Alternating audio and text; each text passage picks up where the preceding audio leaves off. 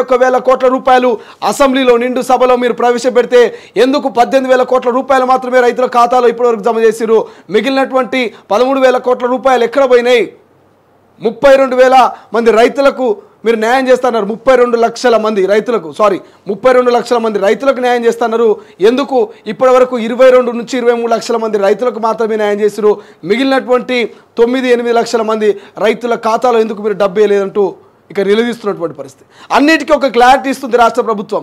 ఎక్కడ ఆందోళన చెందొద్దు రైతన్నలు, అన్నిటికీ ఒక క్లారిటీ ఇస్తాం, అందరికీ మేము రుణమాఫీ చేస్తాం, టెక్నికల్ ఇష్యూస్ వల్ల ఇతర కారణాల వల్ల రైతన్నల ఖాతాలో అమౌంట్ జమ కాలేదనేది నిజమంటూ రాష్ట్ర ప్రభుత్వము మంత్రులు ఒప్పుకుంటున్నటువంటి పరిస్థితి. వాటిని కూడా ఖచ్చితంగా క్లియర్ చేస్తామంటున్నది. అయినప్పటికీ ఆందోళనలు నిరసనలు రైతన్న ఎందుకు ఆవేదన పొందుతున్నాడు? రైతన్న ఆవేదన పడకండి. ఇప్పటికే జూలై 18న ప్రతిష్టాత్మకంగా చేపట్టినటువంటి ఈ రాష్ట్ర ప్రభుత్వం మొదటగా 1,00,000 లోపు ఉన్నటువంటి రైతుల రుణమాఫీని మాఫీ చేసింది.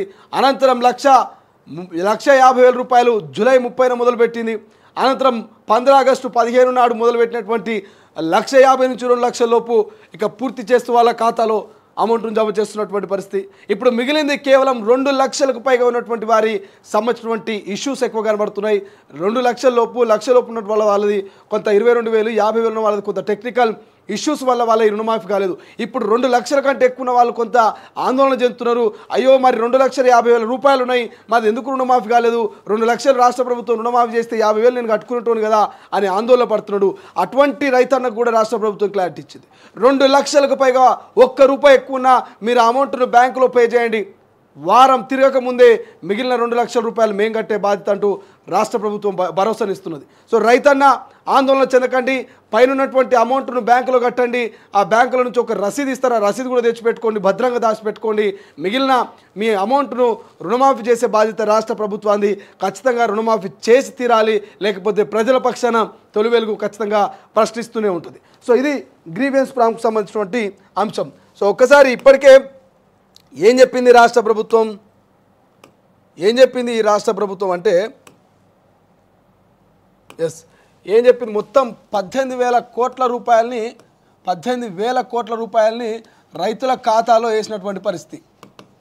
ఇక 7,500 కోట్ల రూపాయలు 7,500 కోట్ల రూపాయలు ఏవైతున్నాయో ఇవి కొత్తగా రుణాలు ఇచ్చిందంట.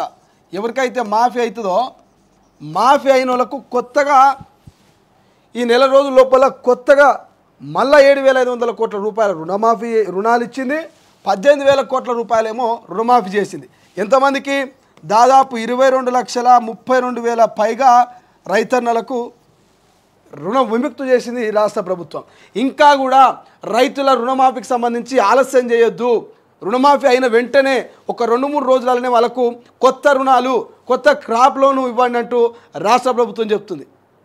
కొత్త రుణాలకు ఎక్కడ ఆలస్యం చేసినా చర్యలు తప్పవు సుమా అంటూ హెచ్చరిస్తున్నది. సో రైతన్న ఆందోళన చెందకు, ఎక్కడైతే మీ రుణమాఫీ అయిందో ఆ రుణమాఫీ అయినటువంటి బ్యాంకులో మళ్ళీ కొత్త రుణాలు తెచ్చుకోవాలంటూ ఇప్పటికే సలహా చేస్తూ ఉంది. సో మరి ఇటువంటి రుణమాఫీ మీద కేటీఆర్, హరీష్ రావు, ఇక ప్రతిపక్షంలో ఉన్నటువంటి ఎమ్మెల్యేలంతా కూడా పెద్ద ఎత్తున డిమాండ్ చేస్తున్నారు. ప్రతి ఊరికి పోతాం, ప్రతి మండలానికి పోతాం, రైతన్నల్ని కలుస్తాం, వాళ్ళ డేటాను సేకరిస్తాం, అవసరమైతే మరో ఉద్యమానికి తెరలేపుతామంటూ ప్రతిపక్షాలు అధికార పార్టీని హెచ్చరిస్తున్నాయి. సో ఇందులో ఎంతవరకు వాస్తవం? ఈ ఉద్యమాలు ఇప్పుడు అవసరమా? ఉద్యమాలు చేసేంత పరిస్థితులు ఇప్పుడు తెలంగాణ ప్రజల్లో, తెలంగాణ రైతుల్లో ఆందోళన కనిపిస్తుందా?